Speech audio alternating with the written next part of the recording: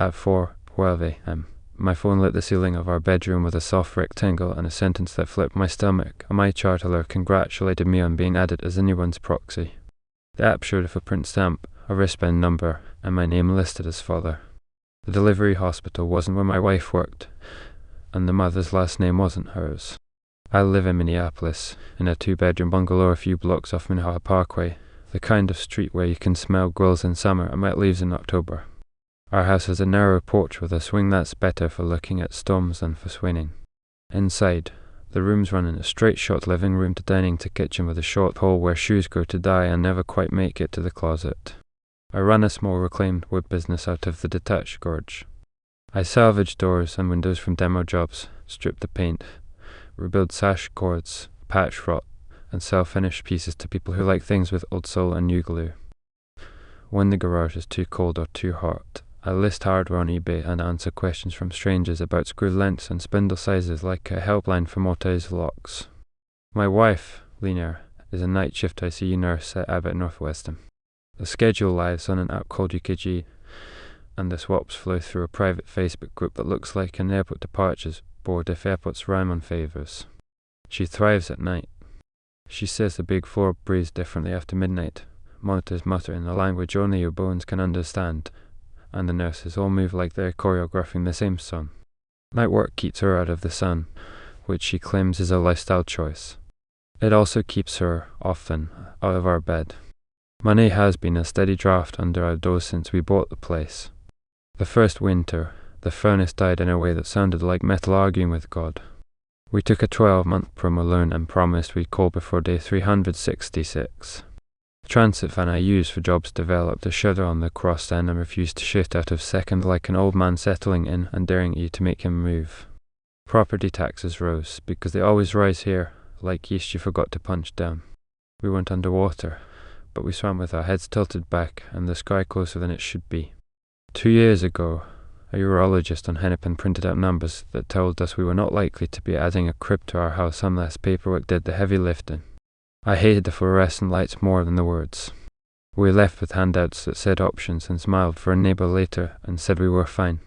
We took long bike rides around Lake Nokomis and pretended that being two was something we had chosen because we were enlightened, not because we were tired of the waiting room. So when that 4:12 a.m. alert called me father in a blue font I've come to associate with billing reminders, my brain tried 3 explanations in under a minute. Someone typed the wrong email. Someone typed the wrong name. Someone typed the right name, and I had missed the chapter where my life switched narrators. The hospital listed on the electronic wristband wasn't Abbott, it was a smaller place across a river in St. Paul. The mother's name was in the top corner T. Lindstrom. The baby's provisional name was a girl L, born 9 hours earlier. My name sat on the line for father as if that was always where it had belonged. When you are a man who puts rails back into windows, you learn that your best tool is not the pried bar but paper. I took screenshots, emailed them to myself, wrote the time in the subject line, then shoved the phone under the pillow while the ceiling fan turned careful circles. Lena's side of the bed was cool. She was working, according to the calendar on the fridge, 12-hour nights Monday through Wednesday. The UKG app on her phone had a habit of logging out, and she called the system names when it did. I rolled off the mattress like I was trying not to wake something and made coffee I did not want. At 7:30 a.m., I drove to Laurie Avenue to measure casings for a couple who had bought a Foursquare and needed their front door to stop sticking like it was protecting them from salesmen and also from friends. When I am nervous, I measured twice, then cut nothing. The husband asked whether I'd seen the playoff game. I said words that fit the shape of casual, because it has always been easier to behave like a person at work than like myself at home. Between measurements, I thumbed the hospital's number into my phone and rehearsed a sentence in my head that did not sound like an accusation or a confession, and still did the job. The hospital's patient access rep had that tired, gentle sound anyone in healthcare gets by noon. She said that if my name was on the proxy, someone had submitted it. She couldn't remove me without a written request or a new form from the mother. She could confirm that my number matched what was on file and that a packet had been generated for a birth certificate. I asked if she could tell me the blood type listed for the baby or the mother. She said the lab had not resulted the typing yet, and that even if it had, that wasn't something she could share without a signed form. She suggested I contact medical records for a log of who authorized my access. She sounded like a person who would mind my business only as far as the sentence required. By noon I had convinced myself that this was a wrong button. I texted Lena to tell her I'd cooked tonight. She sent a reply during a break that made me believe nothing wanted nothing from me, a thumbs up, a heart, a sentence about an admission who had pulled through. There's a particular chemical smell that clings to her after night shifts, a mix of hand sanitizer and hospital floor cleaner with a top note of coffee trying to be brave. I smelled it in the car seat and on the jacket in the back seat, and for the first time ever, it annoyed me. The first red flag I had folded up as polite coincidence was a password reset to my email 2 weeks earlier for a informed delivery account we had never had a reason to set up. The confirmation listed our address plus a secondary address at Riverview Lofts downtown, where the river splits the city into a kind of reflection. I had asked Lena if she'd put us on a mailing list for a neighbour's fundraiser, and she had said it must be junk. I clicked the receipt now and found a change of address request pending for an apartment number I did not recognise, with my name as the claimant. The browser history on my laptop held the login for something called LuxerOne, the parcel lockers that Riverview last accessed at 2:19 AM 3 days back. I told myself not to write a story with too few facts. I failed. I checked the mileage on Lena's Corolla. The odometer ran higher than her last shift schedule could explain. Fast food receipts had begun to show up in our glove box from places nowhere near Abbott to Raising Cane's on University, a diner on West 7th that we hadn't hit since before the pandemic, a 24-hour pharmacy with a location attached to Baby Isle if you believe their ads. There had been a Target run that totaled exactly the round number of our car seat base. The base was not in our house. Because Pava solves everything until it doesn't, I pulled a micro SD from the doorbell and sat with my laptop at the kitchen table, where the morning light makes one corner look developable and the rest a darkroom. 2 nights earlier, Lena had come home at 5:56 AM, hair pinned up with a cheap clip she uses when she doesn't have time to think. She carried one small bag and one large box shaped like it had corners made to break down fast. She dropped them in the front hall and moved with purpose. Later that day, at 1:08 PM, the doorbell caught the UPS guy leaving an envelope and Lena opening it 30 seconds later with the kind of grip you use for things that matter.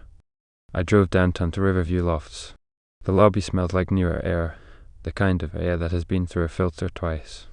The concierge asked for our name like he was asking for a weather report. I gave it. He looked at his screen and told me I had a LuxerOne package available that had been signed for by an authorized person. He asked for ID. I showed him my driver's license and pretended it was normal to be retrieving parcels at a building I didn't live in.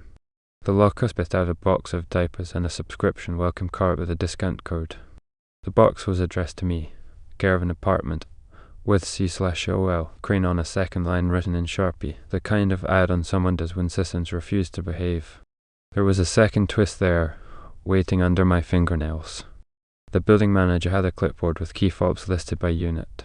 He told me, when I asked for the impossible, that logs required a request from the leaseholder. I told him I was the leaseholder. He looked again and said the lease was a month-to-month sublet through a corporate housing company, the kind you rent when you need a place for a few weeks where linens appear like magic and the trash leaves during the day. The name on the leaseholder line wasn't mine. It was a logistics firm with a downtown address. The billing address was our house. When I asked for a copy, he declined and told me to call the firm. He was polite the way people are when they have seen this exact shape of trouble and know they cannot stand in the way with anything but a smile. I called the firm. They were cheerful, apologetic, and firmly wedged behind a policy wall. They would send nothing without a court document. They wished me a good afternoon with a tone that belongs in an instruction manual under the section labelled danger, use care, call a professional. First public scene happened by accident and also because I engineered it. Abbott was holding a burrito breakfast for nurses and families in the parking garage after a run of hard months. I showed up with a box of donuts from a baker's wife because I like the way frosting can make people slow down. I waited until Lena's unit drifted out in clusters and spotted her next to a coworker whose face I recognized from our holiday party as the kind woman who had asked me about dog food for sensitive stomachs. I brought her manila folder because at this point even grief wanted tabs. I asked them if I could take 1 minute. I laid out the MyChart screenshots, the LuxerOne pickup slip, the informed delivery change of address, the diaper subscription box, and a printout from our joint credit card showing a purchase at the boutique baby store in St. Paul during a shift she had said was too chaotic to call me. I kept my voice flat. Lena's co-worker frowned and asked if I was sure about the timestamps. She offered that sometimes nights bleed into days and the apps catch up tomorrow. I pointed to the seconds on the ring clip time and to the UKG swap she had made at 1:23 AM, the night before the baby's birth. Lena told me that I had lost my mind, that I was humiliating her in front of her team, and that she couldn't be responsible for the administrative errors of a system that routinely mislabeled everything from trays to temperatures. She said it in a tone that turned my heart into a piece of furniture that had never fit in the room. Her charge nurse glanced over, read the air, and pressed her lips together in the way people do when they are deciding whether to be Switzerland or a witness. She stayed Switzerland. Another co-worker made a face that said she'd seen enough on happy mornings and collected Lena to go downstairs and away, carrying a burrito and my trust-like items that had no pockets. When you lay receipts on the table and people look at you like you have staged a magic trick, your choices shrink to two: decide you are crazy or decide paper is telling you a story you didn't consent to read. I left the garage and in the car dialed our bank. I asked them to freeze the joint visa and flag our HELOC for anything requiring signatures as in-person only. The fraud specialist who remembered my savage DOS stories gave me a case number in BFR-55209 and told me to open a separate checking in my business name for incoming e-transfers.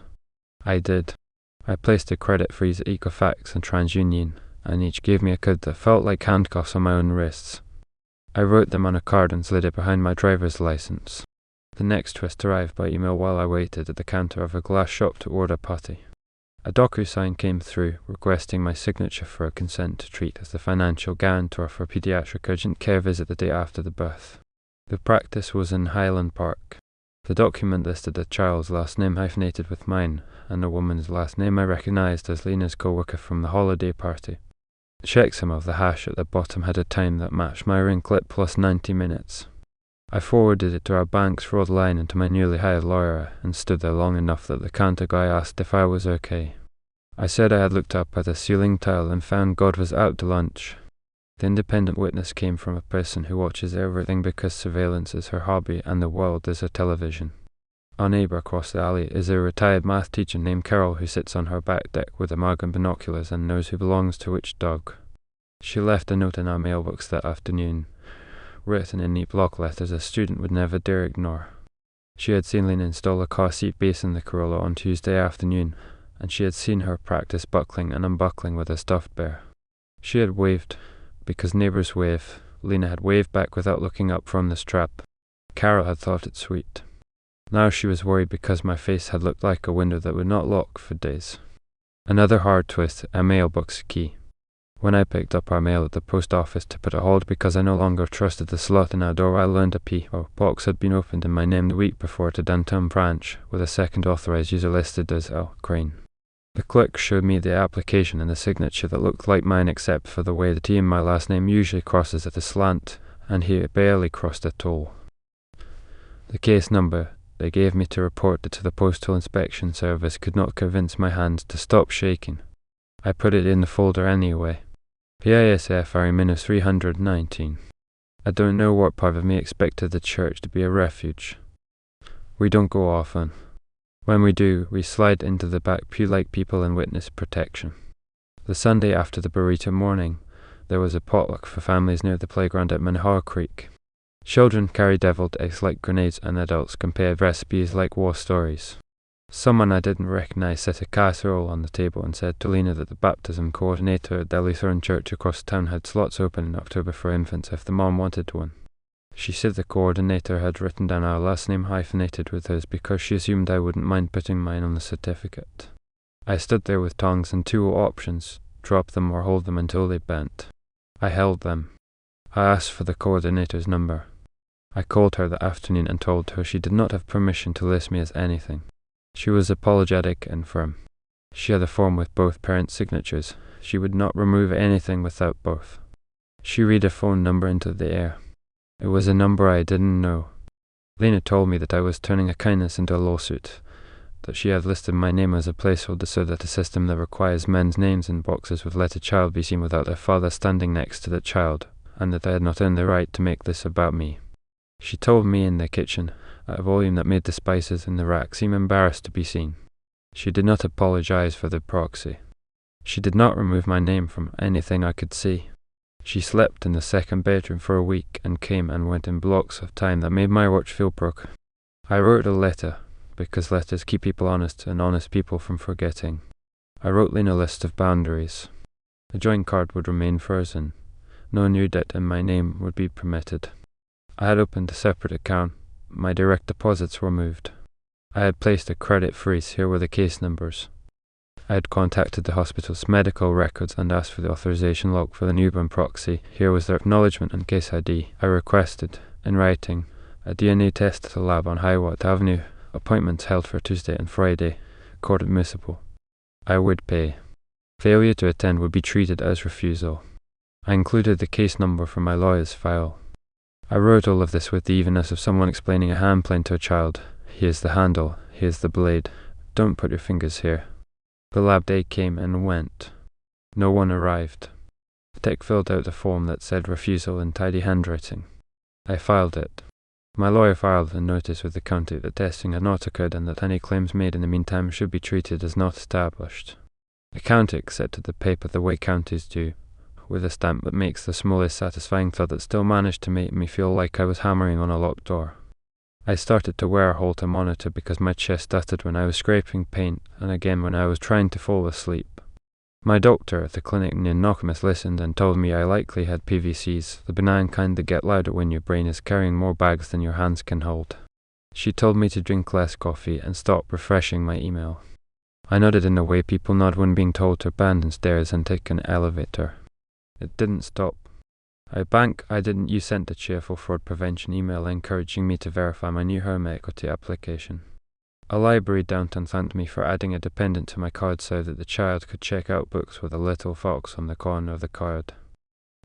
Consumer-grade DNA kit I had never ordered pinged my personal email with the tracking number to our house, a number that reached our porch on a day I had, for the first time in weeks, managed to work 6 hours in a row without checking any app. The ring caught the box. The box caught my name. I took the kit, set it on the table, and stared at it until the light changed. I could hear a maintenance guy across the alley scraping rust off a staircase. It sounded like the world wanting to be new but not having the tools. The second public scene was sharper than the first and had witnesses who didn't ask to be part of it. Lena's unit had an HR meeting about staffing ratios and mental health support in a rooftop break space above the parking garage. Spouses were welcome because the administration wanted to show they were listening. I sat in a chair that had been dragged from a conference room and waited for the right moment. When the time came for questions, I stood and said I had a question not about staffing but about the ethics of using a partner's personal information to access benefits for a child without consent. I presented the MyChart logs. I presented the LuxerOne pickup receipt. I presented the PO box authorization. I presented the DNA refusal form. I presented the case number from the post office. I laid them on the small black table meant for water pitchers. The HR director made the face of someone who wants to be anywhere else but also knows forms need to be filled. She suggested we handle the personal matter after the meeting. I said I wanted a witness from the hospital to have seen the papers because we were in a situation where my name had become a tool and I no longer had confidence that the walls of my life pointed in the same direction. After, in a side room with 2 chairs and a whiteboard that had 3 inspirational words written on it in dry erase care, courage, community, I asked the HR director to write a letter stating that on the days Lena had swapped, she was not at work. She printed one with mild hand and a neutral tone, then handed it to me across a table that felt like an altar. Lena glared at me in the way people glare when their stories are being rearranged. I put the letter into the folder like a tile snapping into mosaic. It might sound like I was a man who wanted to be right. I was a man who wanted to not be made into someone I wasn't without being asked. I was also a man who withstood a wave of pressure from people I loved. My mother-in-law asked whether I really wanted to pull court papers into her family's life when their baby had nothing to do with who signed what. A neighbour I used to shovel for told me not everything requires assuming the worst. A couple from our church asked whether I had prayed about it, as if prayer were a kind of locksmith you could call after hours. You can only carry so much paper in the house you share with someone who is angry at your paper. I moved into a 1-bedroom above a bike shop in Longfellow while we sorted the rest. The floor hummed from below when truing stand spun. The paint was scuffed and the window looked down on Lake Street like a television that only played traffic and storms. I took the table and left the couch. I took my tools and left the bed. I bought a kettle and put it where the sunlight hit the countertop for exactly 14 minutes in the morning. The aftermath didn't feel like an after. It felt like a different during. The hospital removed my proxy after receiving a letter from my lawyer and a stiff reply from the mother through her own attorney stating she had listed me in error and would not do so again. The P.O. box underwent a purging of users. The LuxerOne account got shut down for our names. My credit freeze held. The DNA kit went untouched. The library card got a dependent removed. The baptism coordinator sent a test email that the October slot had gone to another family. Meanwhile, my lawyer explained that sometimes the law is a ladder you climb and sometimes it's a wall that looks like a ladder if you squint. In the months that followed, Lena moved through the world with the control of a person who works in a place where nothing yields unless you make it. She stopped sending me texts that needed replies. She paid her share in cashier's checks and left them on the kitchen counter of the house I watched her move through when I stopped by for mail. Sometimes she slept in the big bedroom. Sometimes she didn't. Once, I passed her in the Target near the river, and we both behaved like guiles were countries we were not permitted to enter. I still think about the baby. I think about my name sitting in a field that wasn't meant for it, and about a map that someone printed for her at a clinic with 2 parents listed, and one of them being a man who never got asked whether he wanted to be in the picture. I think about faith and forms and how one of them gets you sat at the good table on Sunday, and the other one gets you a case number you can write on the inside of your wallet. Would you demand a test now and risk breaking a circle around a child who needs every adult she is to be brave? Or would you let your name be a sort of umbrella for a few months until a court tells you whether you have the right to fold it? Would you call the agency and report and make notes and feel righteous and more alone than a man in a room full of chairs? Or would you do nothing and feel virtuous and nauseous? I asked myself this in the bike shop at noon and in the garage at midnight and came up with different answers each time. I have settled into a rhythm I don't much like but can survive. I keep a folder with tabs labelled with dates. I keep a card in my wallet with 8 case numbers written in a hand that no longer shakes. I keep my credit freeze pins in a safe that belonged to my grandfather, heavy as a lesson. I see Lena sometimes on Hennepin Crossing in scrubs, bed swinging like a pendulum, and I don't turn the van around. I go to jobs. I eat what I can. I drink less coffee than I used to and more water than a man should, and my heart only trips now when I watch a bird take off too fast and wonder what makes the thing in its chest beat right. Some mornings, too early for the bike shop downstairs to raise its gate, I sit by the window and watch the blue herons land on the river bank near 34th, folding themselves with ridiculous grace. On those mornings I open my phone and look at the first alert that started it all: congratulations on newborn proxy. The little footprint stamp. The wristband number. My name where it didn't belong. The line that says Mother, T. Lindstrom. I close it and put the phone face down and listen to the building wake up while the sky gets its colour back.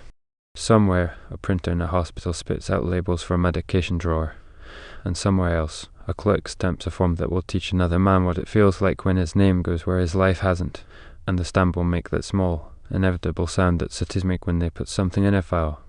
The heron on the bank lifts one leg and stands there, a statue refusing both grace and permission, an outline against the light, waiting for the water to move first.